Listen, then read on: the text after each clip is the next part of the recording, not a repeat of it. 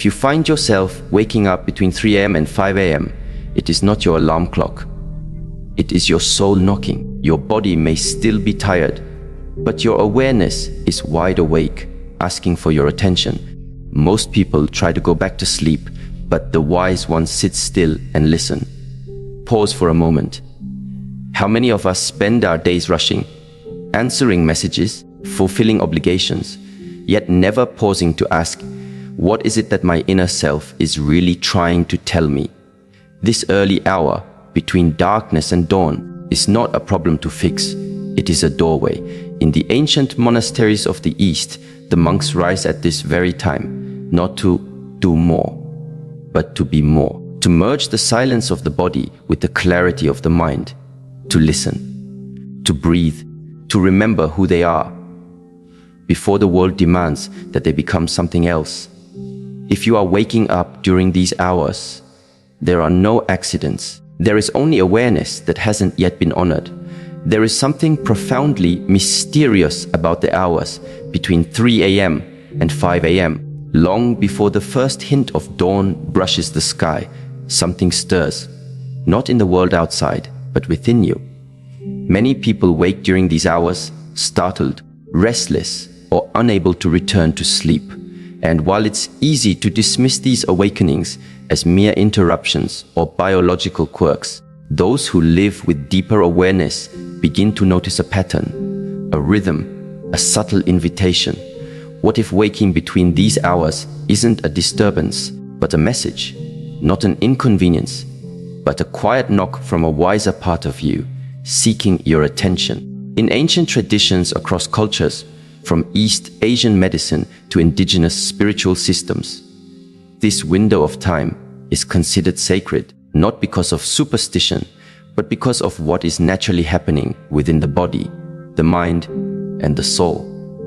Physiologically, the body is in a deep parasympathetic state. The mind is shifting between theta and delta waves. Subconscious material, long buried, begins to rise, and emotionally, this is the time when grief, unresolved longing, spiritual thirst, and deep intuitive signals often surface. In traditional Chinese medicine, this period is connected to the lungs, which are seen as the organs of grief and release. The lungs are not only responsible for breathing in oxygen, they are symbolically and energetically responsible for helping you let go. Let go of what's no longer serving you. Let go of past pain. Let go of identities that have become too tight, too limiting. When people wake up during this window, they are often being invited to release something. But the problem is, most never pause long enough to listen. Consider this. Have you ever had a dream that stirred something in you, a memory, a worry, or a person you once knew? And then you awoke, heart pounding, eyes wide open at precisely 3:47 a.m. You looked around, checked your phone, maybe tried to go back to sleep. But what if, instead of escaping it, you leaned in and asked, why now? There is a woman who once shared a story of waking up for 11 nights straight at 4:11 a.m. She was going through a quiet divorce, not one filled with fighting, but with silence. Her husband had grown more distant. The love had faded like old wallpaper, still there, but colorless.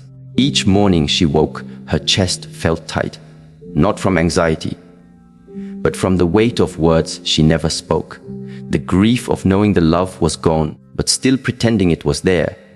On the 12th morning, instead of tossing and turning, she sat up, lit a candle, breathed. She didn't try to meditate or solve anything.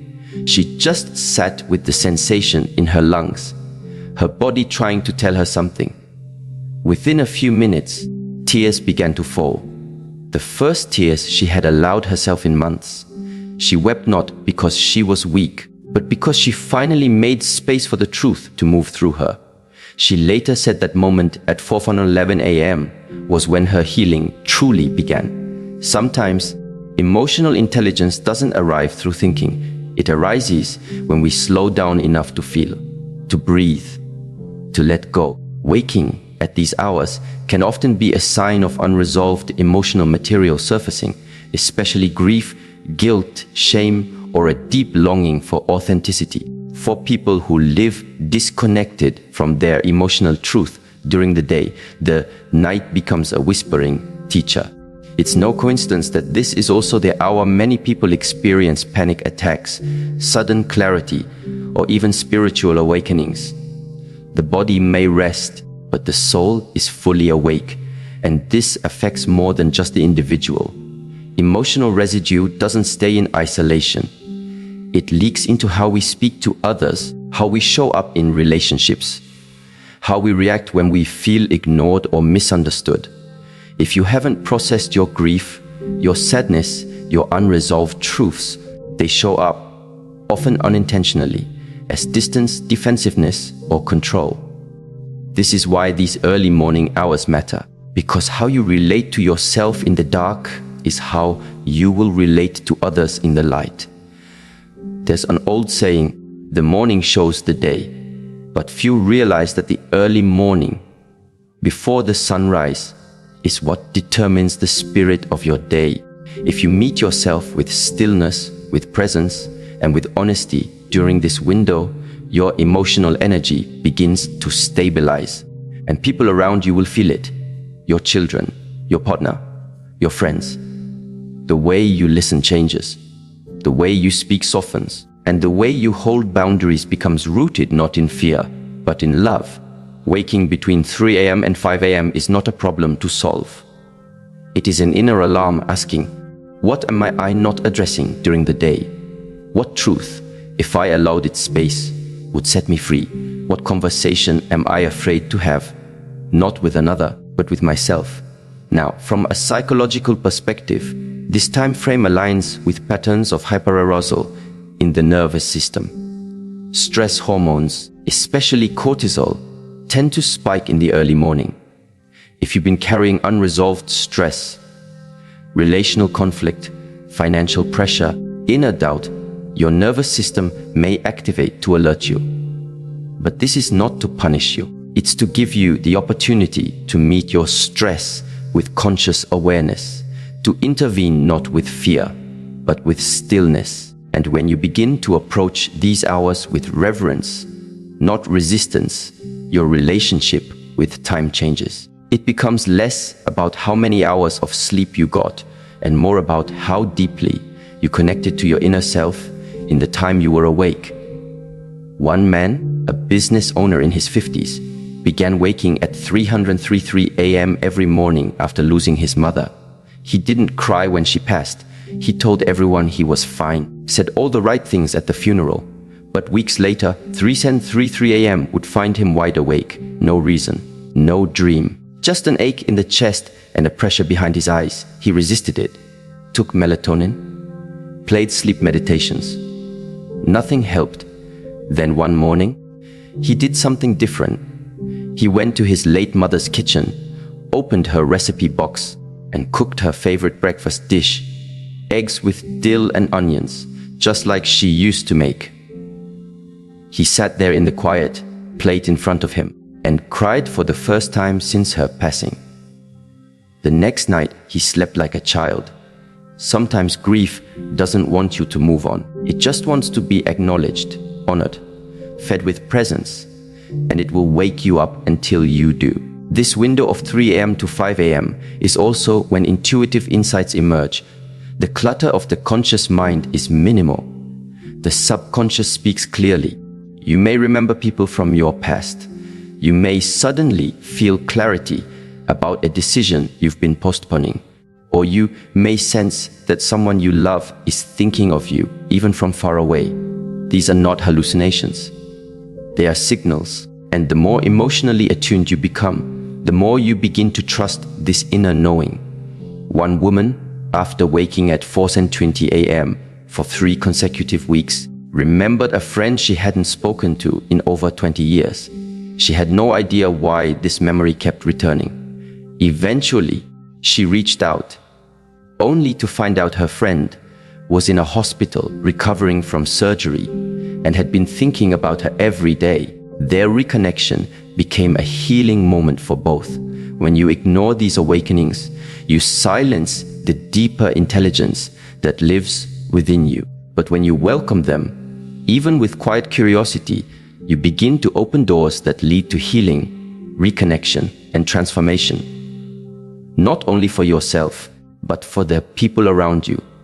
What often blocks us from hearing these messages is the expectation that healing should feel comfortable. But healing often begins in discomfort, in interrupted sleep, in heavy breath, in sudden tears, in the quiet pain of remembering something we've tried to forget. But what if these moments were not obstacles, but openings? Learning to sit in silence between 3 a.m. and 5 a.m. is not about becoming more productive. It's about becoming more present. Not for the sake of achievement, but for the sake of alignment. When you wake during these hours, your task is not to fight sleep, but to gently turn inward. Not to analyze, but to observe. Not to suppress, but to allow. Many spiritual traditions view this time as the moment when the veil between the physical and the unseen is thinnest. But even if you are not spiritual, consider the practical value. These are the only hours when the world does not demand anything of you. No emails, no conversations, no tasks, only you and the quiet voice within. What would happen if you began to treat this time not as an accident, but as an appointment? If you're in a relationship, the way you meet yourself in the early morning directly impacts how you meet your partner later. If you wake in a state of tension and react with resistance, you carry that unresolved emotion into every interaction. But if you choose to meet your 3 a.m. awakenings with softness, you begin to train your emotional muscles. You create a space within you that is capable of receiving emotion without panic. And that very skill, the ability to hold emotion, is the root of all deep, loving relationships. A man who can sit with his own grief at 4 a.m. will not run from the tears of his partner at 4 p.m. A woman who can breathe through her fears before dawn will not lash out in control or insecurity when her partner seems distant. The inner work done in the dark becomes the emotional maturity expressed in the light. And so the question is not, why am I waking up? But what is waking up within me? That is where transformation begins. In the pause, in the breath, in the stillness between yesterday and tomorrow. And the more you listen, the more your body begins to trust you. Your emotions begin to soften. Your mind begins to settle. And your heart begins to speak, not in noise, but in clarity. This hour does not belong to fear or to anxiety or to exhaustion. It belongs to the quiet power of presence. And it's calling you. If you wake between 3 a.m. and 5 a.m., the natural tendency is to assume that something has gone wrong. Perhaps your sleep cycle is broken. Maybe you're anxious. Or maybe your mind is overactive, your body restless. This interpretation, though common, is narrow. It assumes that these awakenings are symptoms of dysfunction, something to be fixed, silenced, or avoided. But in reality, what often appears as disruption is actually communication, a message from the deepest parts of your inner system, from your nervous system, from the self you usually silence during the day. The nervous system, after all, is not just about stress and relaxation. It is the highway of emotional signals, the bridge between mind and body. And when you're awake in those early hours, it's not just because of external noises or random dreams. More often than not, it's because your nervous system is trying to speak to you, not through words, but through sensation. This time window, between 3 a.m. and 5 a.m., often aligns with increased cortisol secretion. Cortisol is commonly referred to as the stress hormone, but it's far more complex. Cortisol is also a signal of anticipation. It tells your body to prepare, but prepare for what? In healthy cycles, it prepares you for the day, waking, movement, interaction. In dysregulated cycles, it may also prepare you for battle, subtle emotional battles that you haven't resolved, a conversation you've been avoiding, a decision you haven't made, or emotions you've been pushing down for years. When you wake up during these hours, your nervous system is not attacking you. It's alerting you. It's saying something in your emotional world is asking for space. You may not know exactly what it is, but if you resist the awakening with frustration, you miss the opportunity to listen. The body speaks in whispers first, and when the whispers are ignored, they become symptoms. There's a young woman who worked in a high-pressure environment, leading a corporate team, managing clients, putting out fires every day. She believed she was fine. Her days were productive. Her evenings filled with responsibilities. But she began waking up at exactly 4:03 a.m. every night. Her chest would tighten. Her thoughts would race. Not about anything specific, but about everything. Instead of resisting, she chose to sit with a hand on her heart and simply breathe. No techniques, no goals, just breath and presence. Within weeks, she began to realize what her body was showing her. She was lonely, not in a dramatic way, not in the absence of people, but in the absence of real connection. She had spent so long being the strong one, the capable one, that no one thought she needed emotional support. But her body did. Her nervous system was carrying the weight of years of silent endurance. And in those early morning hours, when no one else was asking anything of her, her body finally had the chance to speak. Sometimes the most powerful thing you can do at 4 a.m. is not go back to sleep. It's to wake up, not just physically, but emotionally. To realize that the anxiety you feel isn't just mental, it's relational.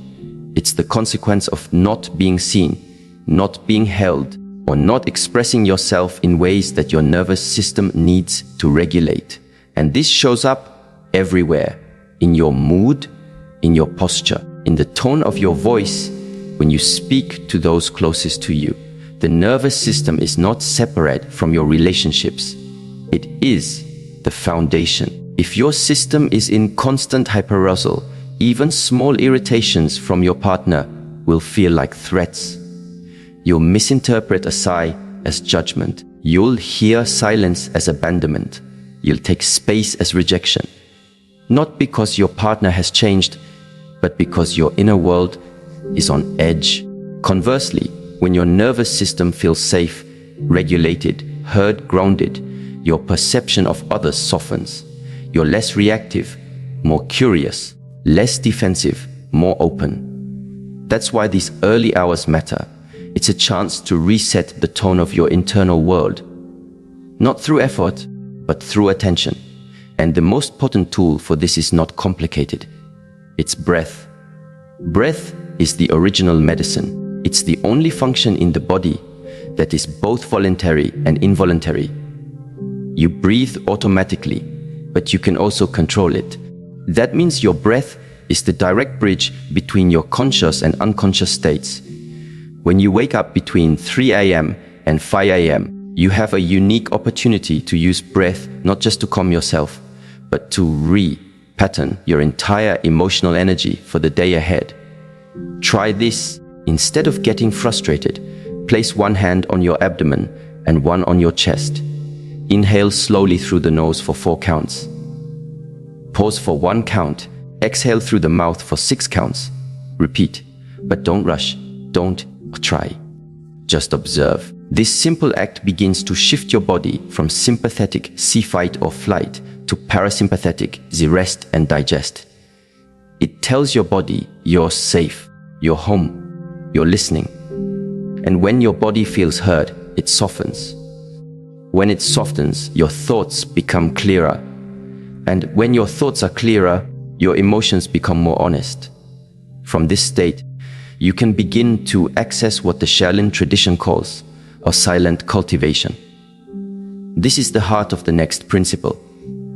It is the practice of being, not doing, of sitting in stillness, not chasing solutions, of letting the morning speak to you, rather than you speaking to it.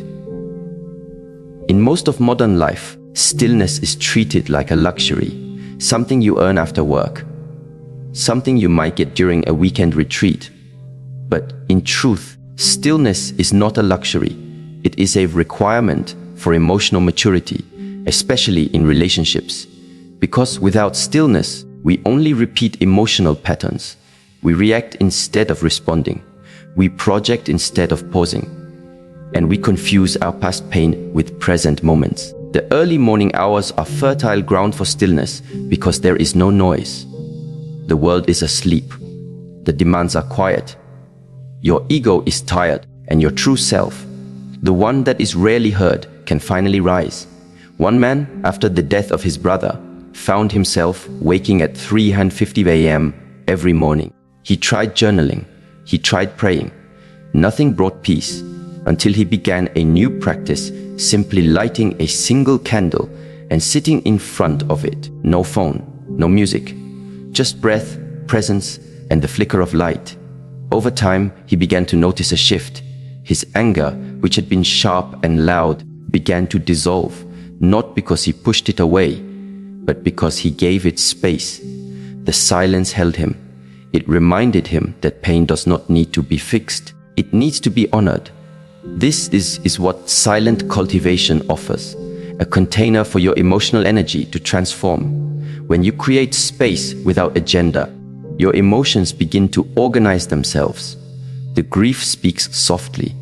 The fear shrinks in the presence of attention. The longing becomes a guide, not a tormentor. And in practical life, this changes everything. A woman who practices stillness each morning becomes less controlling in her relationship. She no longer tries to manage every outcome because she trusts her internal world. A man who breathes deeply at 3 a.m. becomes less reactive in conversation. He doesn't need to win arguments. He's already anchored. Parents who wake early and meet themselves in silence become more patient with their children. Not because they read a book on parenting, but because they have mastered themselves first. Stillness builds inner structure, and inner structure is what allows for external grace. You cannot pour emotional stability into your relationships if your own container is cracked. In a world that worships busyness, choosing silence is a radical act, but it is in that silence where wisdom emerges. You begin to understand not just what you feel, but why you feel. You see the roots of your behaviors. You remember old wounds. You catch yourself before you fall into familiar traps. And perhaps most importantly, you learn to be with yourself in the way you wish others could be with you. That is the quiet miracle of these early hours. They teach you to become the companion you've been seeking, not as a replacement for love from others, but as the foundation for love that there can be received. Because if you are constantly afraid, if you are constantly avoiding your own inner world, even the most sincere love from others will be misinterpreted, deflected, or distrusted. But when you meet yourself, truly meet yourself, in the stillness between 3 a.m. and 5 a.m., you begin to trust again. Trust your body, trust your feelings, trust your instincts, and trust the relationships that are grounded, not in drama, but in shared presence. There is no need to chase insight. Just sit, just breathe, just allow. Silent cultivation is not about achieving something. It is about remembering something. Remembering that you are not your anxiety. You are not your trauma. You are not your past. You are the awareness that sees all of it. The presence that remains even when everything else changes. And when you carry that presence into the rest of your day, everything changes. You speak differently. You listen more fully. You forgive more easily. You say no more clearly. Not because you've become someone else, but because you've finally returned to who you are. In the still hours of the early morning, the world offers you a secret gift, the chance to come home to yourself, not with noise, not with effort, but with breath and listening. There is a deep wisdom held in the body, one that most people never learn to access. In the early morning hours, when the world is still asleep and the distractions are silent, that wisdom rises to the surface. But unlike the loud voice of thought, the body speaks through sensation, through stillness, through quiet gestures that often go ignored. To awaken during this time is not only a call to the mind and emotions, it is a call to the body itself. A call to move, not with intensity, but with intention. The body, especially after sleep, holds onto the remnants of the previous day. Emotional impressions, stress responses, dreams, and even conversations that left you unsettled can remain stored in your posture, your breath, your joints. This accumulation isn't visible like dirt or dust, but it is felt. You might wake up with a tight chest, a heaviness in your back, or a subtle clenching in your jaw without fully realizing where it came from. But when you begin to move your body gently during this time, stretching, practicing Qi Gong, walking in stillness, you begin to release these invisible burdens. What you release physically is not separate from what you release emotionally. There was a woman in her 60s who had spent most of her adult life prioritizing others. Children, a husband, aging parents. Her schedule belonged to everyone except herself. But after they all left or moved on, she was alone. That's when the early awakenings began. At first, she thought it was hormonal. Then she believed it was just age. But in truth, it was something deeper. Her body had become accustomed to carrying weight it no longer needed to hold. The emotional roles she had played were now gone, but her body didn't know how to let them go. She began, quite simply, to stretch. 10 minutes every morning. Slow, conscious stretches. She would raise her arms above her head, circle her shoulders, roll her neck, and do gentle spinal twists. With each movement, she breathed out, almost as if sighing out years' emotional labor. Over time, those 10 minutes became sacred. Her body began to soften. Her sleep began to improve. But more importantly, she started to relate differently, with more presence, more authenticity. Movement was not just about health, it was about freedom. This is the power of gentle morning movement. It doesn't force anything, it invites, it allows. It reminds you that your body is not just a tool for productivity, it is a home for your spirit. And when you move that home with grace, with breath, with reverence, you begin to feel alive in a way that no cup of coffee can replicate. This principle is even more important in relationships. When your body is tense, your communication becomes tense. When your shoulders are tight, your words often come out rigid. When your breath is shallow, your patience is short. But when you begin your day with movement that releases this tension, you carry into your relationships a different energy, one that is spacious, grounded, and safe. People can feel it even if they don't have the language to name it. A partner feels more comfortable around someone who breathes slowly, moves with intention, and makes eye contact with presence. Children feel safer around parents whose bodies are open and calm. Even difficult conversations become more manageable when the body isn't fighting itself. There's a man who used to wake up with such tightness in his chest that he often mistook it for a heart problem. Doctors found nothing wrong, but his body told a different story. He was holding years of suppressed resentment toward his father, whom he never confronted. Each morning, his body remembered the unsaid words, the withheld anger, the unmet need for approval. When he began incorporating a simple Qi Gong routine, just 15 minutes of slow movement and breath, something began to shift. The tightness didn't vanish overnight, but it no longer ruled him. He started speaking more openly with his partner, stopped avoiding hard conversations, and eventually wrote a letter to his father, not to send, but to say the words his body needed to release. Emotional stagnation is not just a mental issue, it's a physiological reality. What the mind resists, the body stores, and what the body stores eventually leaks into how you live, how you love, how you listen. That is why early morning movement is not a luxury. It is a necessity.